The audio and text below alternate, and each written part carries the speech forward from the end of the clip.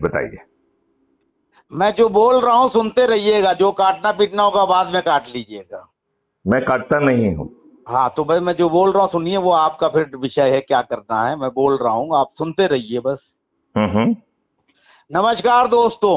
यूं तो हमारे देश में हजारों लोग व्यवस्था परिवर्तन की बातें करते हैं और कर रहे हैं, और अपनी सामर्थ्य और इच्छा और अपनी शक्ति अपने जनाधार के हिसाब से उसको बदलने का या उसमें सुधार करने का प्रयास भी कर रहे हैं।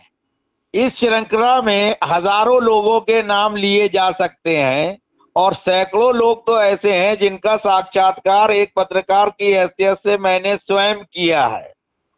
लेकिन निष्पक्षता की बात कही जाए अगर, तो सिर्फ एक आदमी भारतवर्ष में ऐसा दिखाई देता है जिसके पास पूरे देश की राजनीतिक, प्रशासनिक, न्यायिक, व्यापारिक, कृषि सभी समस्याओं का सटीक और समयबद्ध तरीके से समाधान है। उस व्यक्ति का नाम है मैथिली चरण गुप्त, जो कि मध्य प्रदेश के सेवानिवृत्त डीजीपी हैं। मैथिली चरण गुप्त साहब पूरे देश में घूम घूम कर और खास तौर से डिजिटल मीडिया के तहत लोगों को रात दिन जागरूक करने में लगे हुए हैं। लेकिन बड़े दुर्भाग्य की बात है कि सीधी, सच्ची और सही बात हमारे देश की मूर्ख जनता को समझ में नहीं आती है, और जब व्यक्ति इस दुनिया से चला जाता है तो उसकी रिकॉर्डिंग, उसके टेप, उसके फोटो, उसके साक्षात्कार प्रकाशित करके यूट्यूब चैनल वाले और उनके चाहने वाले समर्थक पैसा कमाने का काम करते हैं। जैसा कि स्वर्गीय राजीव दीक्षित के बारे में कहा जाता है कि अगर वो और जिंदा रहते तो देश का कायाकल्प कर देते।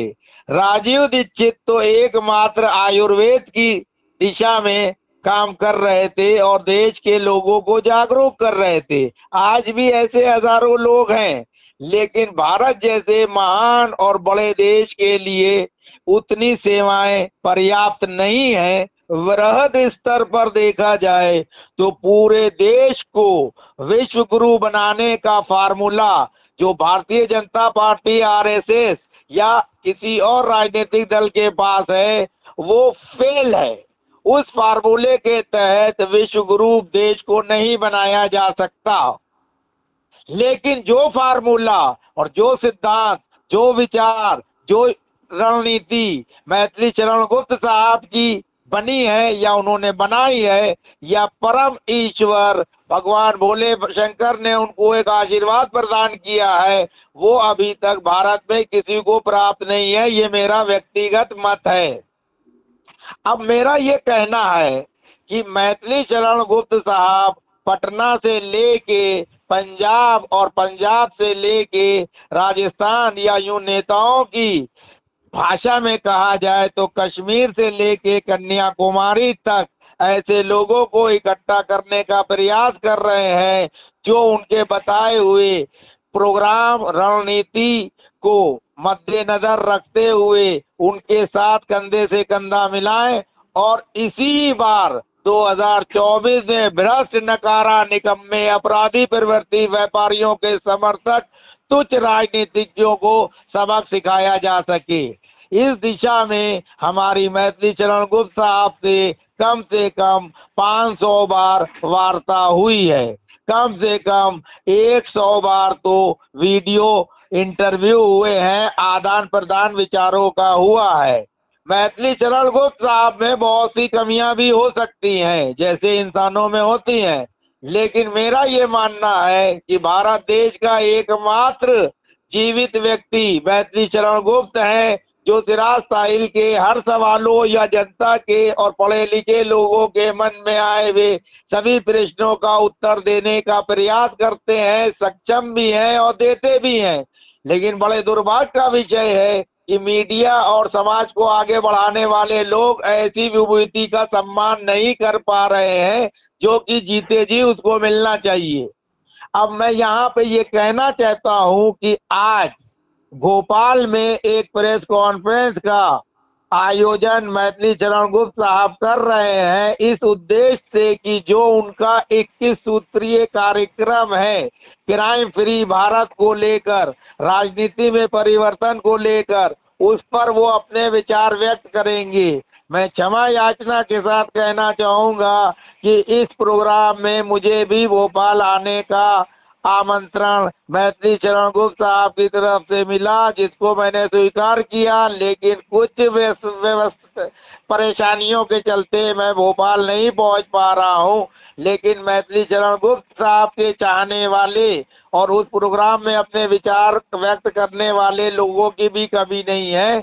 हमारे देश की सीमा के पार भारत के रहने वाले पढ़े लिखे और सम्राट नागरिक अमेरिका में हो, चाहे कनाडा में हो, चाहे स्विट्जरलैंड में हो, चाहे दुबई में हो, चाहे हांगकांग बैंकॉक में हो, नेपाल में हो, पाकिस्तान बांग्लादेश में हो, वो भी मैथिली चरण गुप्त का समर्थन करते हैं। उन्हीं में से एक व्यक्ति हैं जो कि राजस्थान में पैदा हुए हैं, उनका नाम है हेमराज जैन। हेमराज जैन साहब भी मैथिली चरण गुप्त साहब के अभियान के बारे में जनता और दुनिया को बताना चाहेंगे। अगर मैथिली चरण गुप्त साहब उनको संवाददाता सम्मेलन के दौरान प्रश्नकर्ताओं को ये इजाजत देंगे कि वो उनके टेलीफोन पे डायरेक्ट अमेरिका में उनसे सवाल पूछ सकते हैं देश की व्यवस्था को लेकर, मैथिली चरण गुप्त के प्रयासों को लेकर। दूसरा नाम है मुंबई में रहने वाले एक संवेदनशील व्यक्ति जिनका नाम है इस्माइल बाटलीवाला। वो भी मैथिली चरण गुप्त साहब के अभियान को लेकर पूरी तरह से आश्वस्त हैं और वो ये मानते हैं कि मैथिली चरण गुप्त साहब ने जो रास्ता अपनाया है वो कठिन जरूर है, लेकिन उस रास्ते पे चलकर ही भारत को विश्व गुरु बनाया जा सकता है और देश के किसानों, महिलाओं, युवाओं, बेरोजगारों, व्यापारियों, उद्योगपतियों, शिक्षा व्यवस्था, न्यायिक व्यवस्था, पुलिस व्यवस्था, सारी व्यवस्थाओं को जो कि एक लोकतांत्रिक देश में मजबूत होना चाहिए, उनको प्रयास करके पूरी तरह से दुरुस्त किया जा सकता है। इसलिए इस संवाददाता सम्मेलन को जो भी पत्रकारिता के पेशे में है उनको ईमानदारी से इसको कवरेज देना चाहिए। ये उनका नैतिक और प्रोफेशनल दोनों दायित्व होता है, क्योंकि पत्रकार अगर अपने कर्तव्य से विमुख होता है तभी किसी राष्ट्र, समाज, देश, व्यवस्था, परिवार की खराब होती है। आज हमारे देश में पत्रकारों को अच्छी दृष्टि से नहीं देखा जाता है, इसके जिम्मेदार पत्रकार स्वयं हैं, क्योंकि अभी भारतीय जनता पार्टी के एनडीए को हराने के लिए जिन 28 राजनीतिक दलों ने INDIA बनाकर अभी हाल ही में 14 पत्रकारों का बहिष्कार किया है, वो लोकतांत्रिक व्यवस्था पे एक कलंक है और एक करारा तमाचा है। इससे हमारे विपक्षी दलों की नीच मानसिकता का भी परिचय होता है और वहीं दूसरी ओर पत्रकारों के मुंह पे भी कालिक पुतती है कि वे अपने कर्तव्य से हटते हैं, जिसकी वजह से ही कोई राजनीतिक दलों का संगठन, महागठबंधन उनके ऊपर इस तरह की कार्रवाई करने को मजबूर होता है। अगर पत्रकार ईमानदार होगा तो निश्चित तौर पर उसके ऊपर कोई सवाल नहीं उठा सकता, ये मेरा मानना है। मैं ये कहना चाहूँगा कि इस्माइल बाटलीवाला और हेमराज जैन के अलावा अगर मैथिली चरण गुप्त चाहते हैं कि उनके कार्यक्रम को चिराग साहिल भी आगे बढ़ाते हुए संवाददाताओं के सवालों का जवाब दे, तो उसके लिए भी मैं तैयार हूँ। इन तीनों लोगों से, पत्रकारों से वार्ता कराने की जिम्मेदारी मैथिली चरण गुप्त साहब की है। ये निर्णय उनके ऊपर छोड़ते हैं, वो जो चाहें वो करें, वार्ता में शामिल करें लोगों को या ना करें, वीडियो संदेश सुनाएं, जो जी चाहे। राष्ट्र हित में, समाज हित में क्राइम फ्री भारत मिशन के 21 सूत्रीय कार्यक्रमों को जन जन तक पहुंचाने और लागू करने की दिशा में इसको इस्तेमाल करें। जय हिंद, जय भारत, वंदे मातरम, जय श्री राम, हर हर महादेव। बहुत सुंदर, बहुत सुंदर। सिराज भाई, आपने गागर में सागर भरा है। आपने जो उद्गार व्यक्त किए हैं मैं उसे उद्गार ना कह के देश के नाम संदेश कहूंगा। मुझे विश्वास है कि सिराज भाई ने जो देश के नाम संदेश दिया है वो जन जन तक पहुंचेगा, उस पर लोग विचार करेंगे और छोटे सीमित दायरे से हटके वो जो है ऊपर उठेंगे और राष्ट्रीयता के बारे में सोचेंगे। मेरा ये मानना भी है कि उन्हें अंधभक्त या दल गुलाम तो बिल्कुल ही नहीं होना चाहिए, क्योंकि इन दुष्ट राजनेताओं ने बेशर्मी से 75 साल के बाद भी वही नियम कानून और व्यवस्था आपके ऊपर